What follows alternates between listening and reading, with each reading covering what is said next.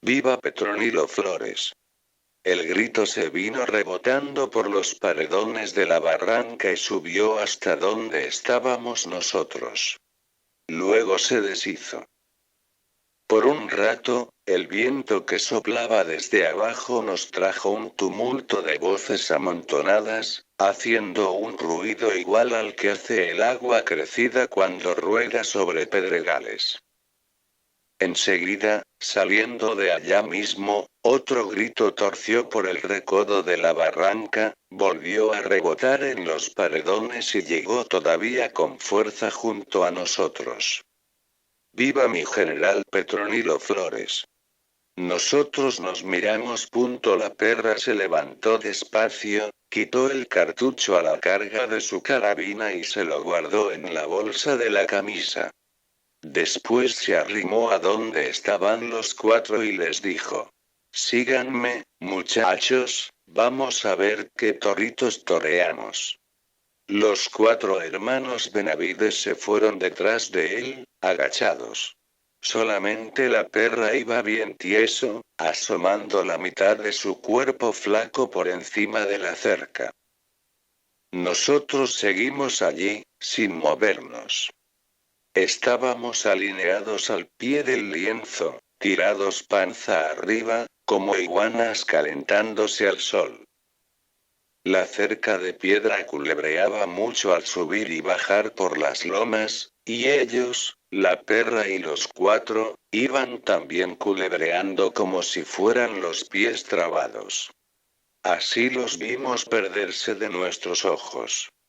Luego volvimos la cara para poder ver otra vez hacia arriba y miramos las ramas bajas de los amoles que nos daban tantita sombra. Olía a eso. A sombra recalentada por el sol. A amoles podridos. Se sentía el sueño del mediodía. La guaruca que venía de allá abajo se salía a cada rato de la barranca y nos sacudía el cuerpo para que no nos durmiéramos. Y aunque queríamos oír parando bien la oreja, solo nos llegaba la guaruca. Un remolino de murmullos, como si se estuviera oyendo de muy lejos el rumor que hacen las carrezas al pasar por un callejón pedregoso. De repente sonó un tiro. Lo repitió la barranca como si estuviera derrumbándose. Eso hizo que las cosas despertaran. Volaron los totochilos, esos pájaros colorados que habíamos estado viendo jugar entre los amoles. Enseguida las chicharras, que se habían dormido a ras del mediodía, también despertaron llenando la tierra de rechinidos. ¿Qué fue?, preguntó Pedro Zamora, todavía medio amodorrado por la siesta. Entonces el chihuila se levantó y, arrastrando su carabina como si fuera un leño, se encaminó detrás de los que se habían ido. Voy a ver qué fue lo que fue, dijo perdiéndose tan bien como los otros. El chirriar de las chicharras aumentó de tal modo que nos dejó sordos y no nos dimos cuenta de la hora en que ellos aparecieron por allí. Cuando menos acordamos, aquí estaban ya, mero enfrente de nosotros, todos desguarnecidos.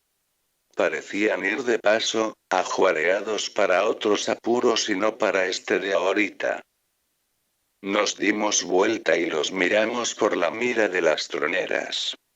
Pasaron los primeros, luego los segundos y otros más, con el cuerpo echado para adelante, jorobados de sueño. Les relumbraba la cara de sudor, como si la hubieran zambullido en el agua al pasar por el arroyo.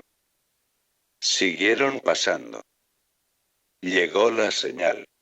Se oyó un chiflido largo y comenzó la tracatera allá lejos, por donde se había ido la perra. Luego siguió aquí. Fue fácil.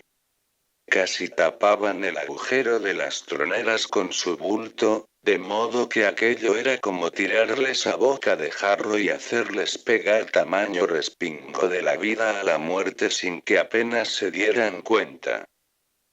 Pero esto duró muy poquito. Si acaso la primera y la segunda descarga. Pronto quedó vacío el hueco de la tronera por donde, asomándose uno, solo se veía a los que estaban acostados en mitad del camino, medio torcidos, como si alguien los hubiera venido a tirar allí. Los vivos desaparecieron. Después volvieron a aparecer, pero por lo pronto ya no estaban allí. Para la siguiente descarga tuvimos que esperar. Alguno de nosotros gritó: ¡Viva Pedro Zamora! Del otro lado respondieron, casi en secreto: ¡Sálvame, patroncito! ¡Sálvame! Santo niño de Atocha, socórreme. Pasaron los pájaros. Bandadas de tordos cruzaron por encima de nosotros hacia los cerros. La tercera descarga nos llegó por detrás. Brotó de ellos, haciéndonos brincar hasta el otro lado de la cerca, hasta más allá de los muertos que nosotros habíamos matado. Luego comenzó la corretiza por entre los matorrales.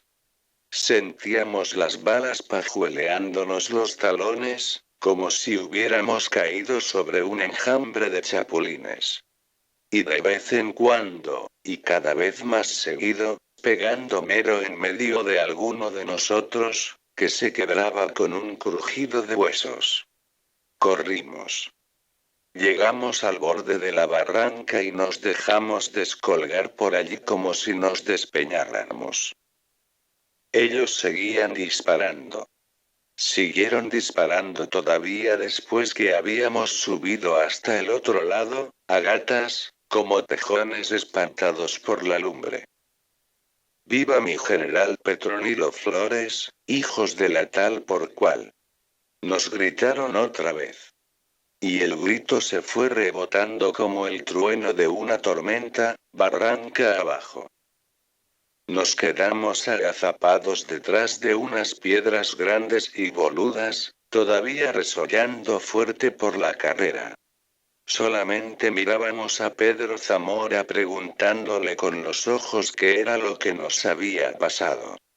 Pero él también nos miraba sin decirnos nada. Era como si se nos hubiera acabado el habla a todos o como si la lengua se nos hubiera hecho bola como la de los péricos y nos costara trabajo soltarla para que dijera algo. Pedro Zamora nos le seguía mirando. Estaba haciendo sus cuentas con los ojos. Con aquellos ojos que él tenía, todos enrojecidos, como si los trajera siempre desvelados. Nos contaba de uno en uno. Sabía ya cuántos éramos los que estábamos allí, pero parecía no estar seguro todavía, por eso nos repasaba una vez y otra y otra. Faltaban algunos. 11 o 12, sin contar a la perra y al chihuila a los que habían arrendado con ellos. El chihuila bien pudiera ser que estuviera horquetado arriba de alguna mole, acostado sobre su retrocarga, aguardando a que se fueran los federales. Los joseses, los dos hijos de la perra, fueron los primeros en levantar la cabeza, luego el cuerpo.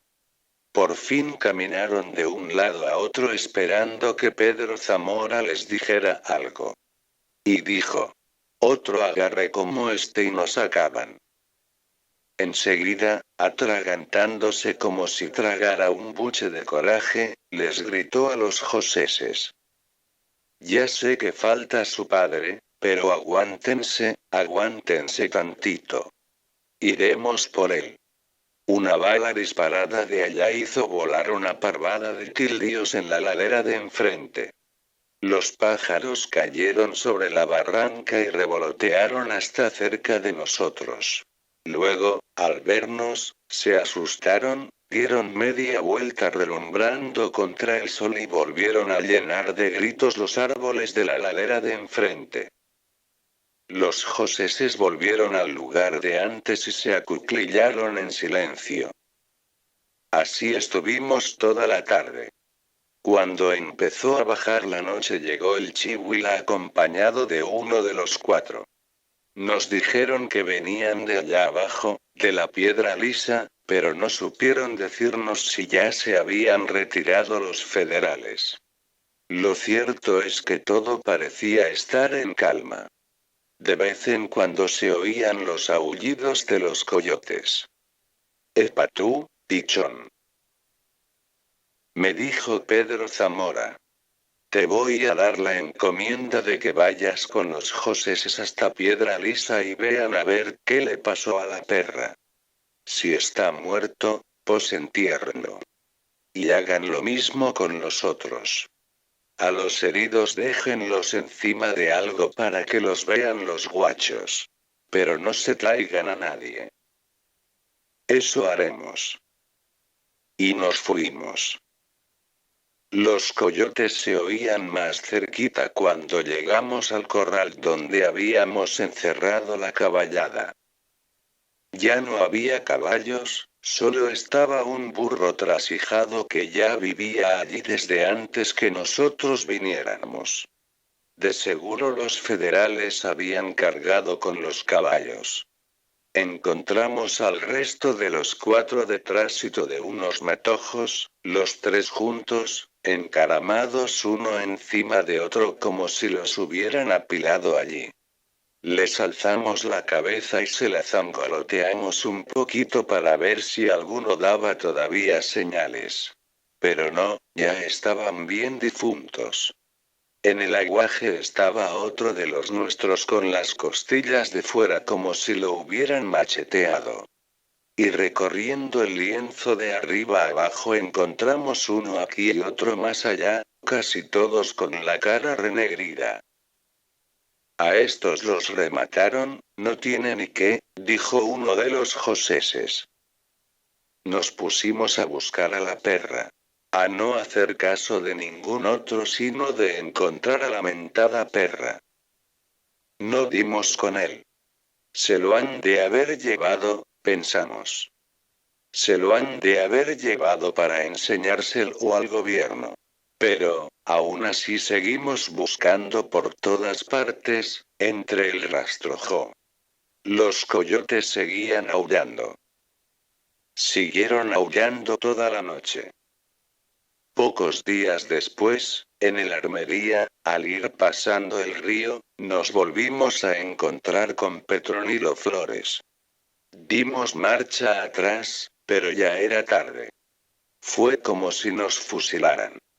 Pedro Zamora pasó por delante haciendo galopar aquel macho barcino y chaparrito que era el mejor animal que yo había conocido.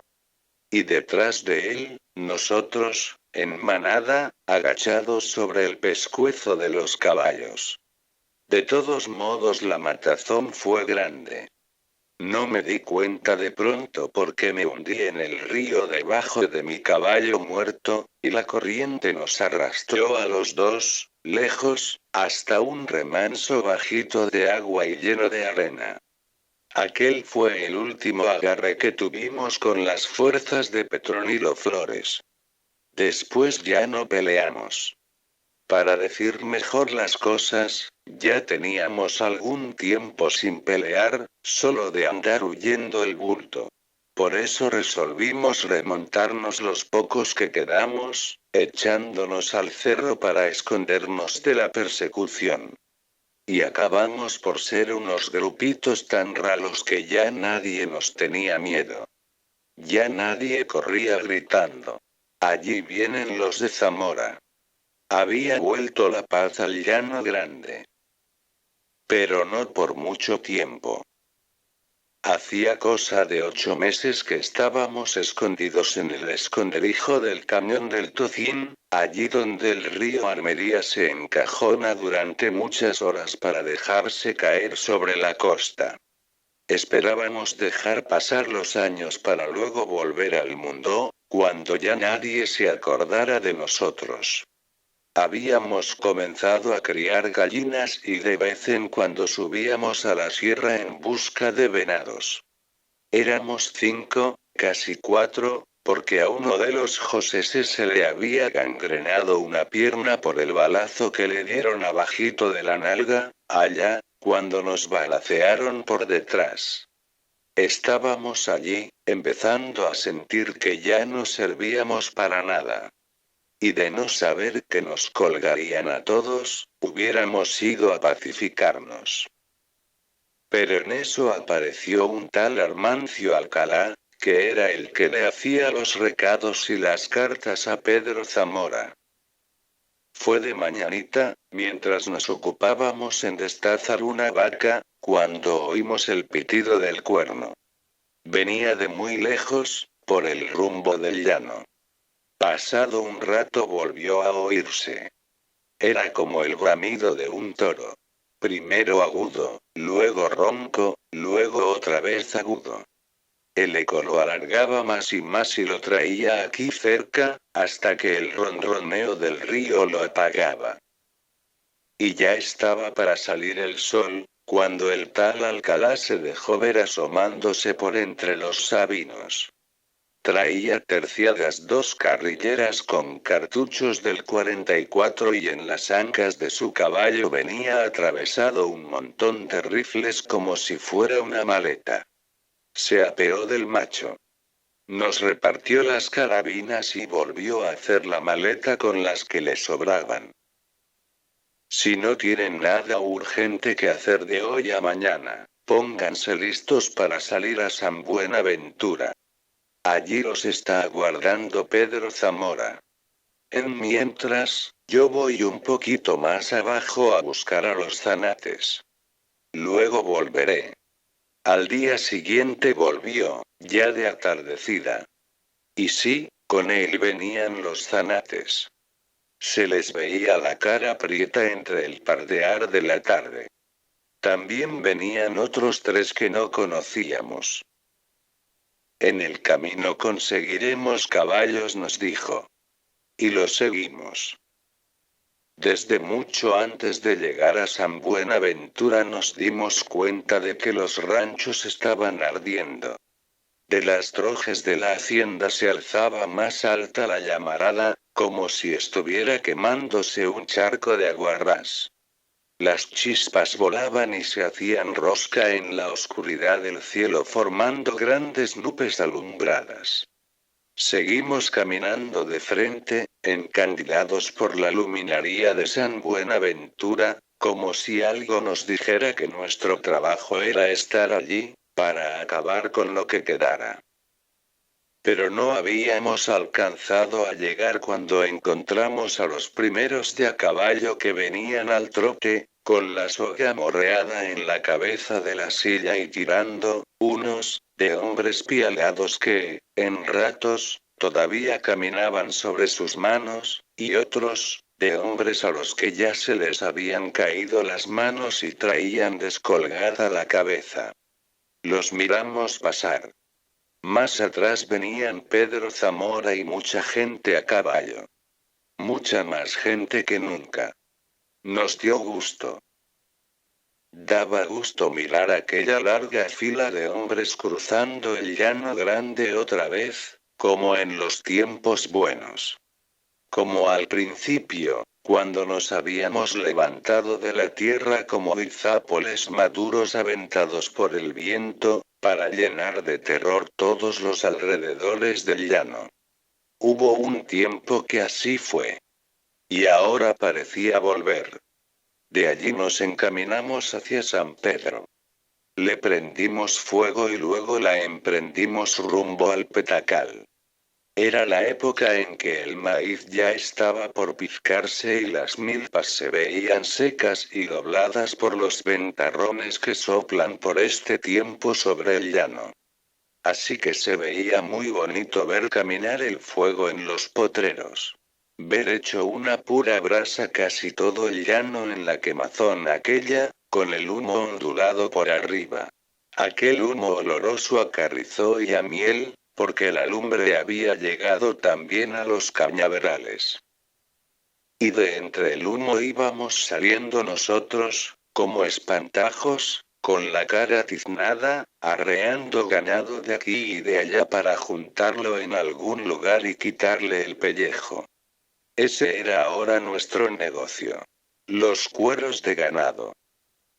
Porque, como nos dijo Pedro Zamora, esta revolución la vamos a hacer con el dinero de los ricos. Ellos pagarán las armas y los gastos que cueste esta revolución que estamos haciendo. Y aunque no tenemos por ahorita ninguna bandera por qué pelear, debemos apurarnos a amontonar dinero, para que cuando vengan las tropas del gobierno vean que somos poderosos. Eso nos dijo. Y cuando al fin volvieron las tropas, se soltaron matándonos otra vez como antes, aunque no con la misma facilidad. Ahora se veía a leguas que nos tenían miedo. Pero nosotros también les teníamos miedo.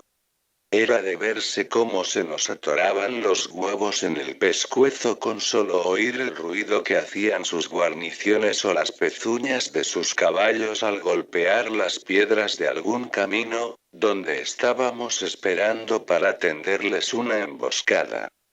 Al verlos pasar, casi sentíamos que nos miraban de reojo y como diciendo: ya los venteamos, nomás nos estamos haciendo disimulados. Y así parecía ser, porque de buenas a primeras se echaban sobre el suelo, afortunados detrás de sus caballos y nos resistían allí hasta que otros nos iban cercando poquito a poco, agarrándonos como a gallinas acorraladas. Desde entonces supimos que a ese paso no íbamos a durar mucho, aunque éramos muchos. Cuando los vivos comenzaron a salir de entre las astillas de los carros, nosotros nos retiramos de allí, acalambrados de miedo. Estuvimos escondidos varios días. Pero los federales nos fueron a sacar de nuestro escondite. Ya no nos dieron paz. Ni siquiera para mascar un pedazo de cecina en paz. Hicieron que se nos acabaran las horas de dormir y de comer, y que los días y las noches fueran iguales para nosotros. Quisimos llegar al cañón del Tocín. Pero el gobierno llegó primero que nosotros. Faldeamos el volcán. Subimos a los montes más altos y allí, en ese lugar que le dicen el camino de Dios, encontramos otra vez al gobierno tirando a matar. Sentíamos cómo bajaban las balas sobre nosotros, en rachas apretadas, calentando el aire que nos rodeaba. Y hasta las piedras detrás de las que nos escondíamos se hacían trizas una tras otra como si fueran terrones. Después supimos que eran ametralladoras aquellas carabinas con que disparaban ahora sobre nosotros y que dejaban hecho una coladera el cuerpo de uno. Pero entonces creímos que eran muchos soldados, por miles, y todo lo que queríamos era correr de ellos. Fin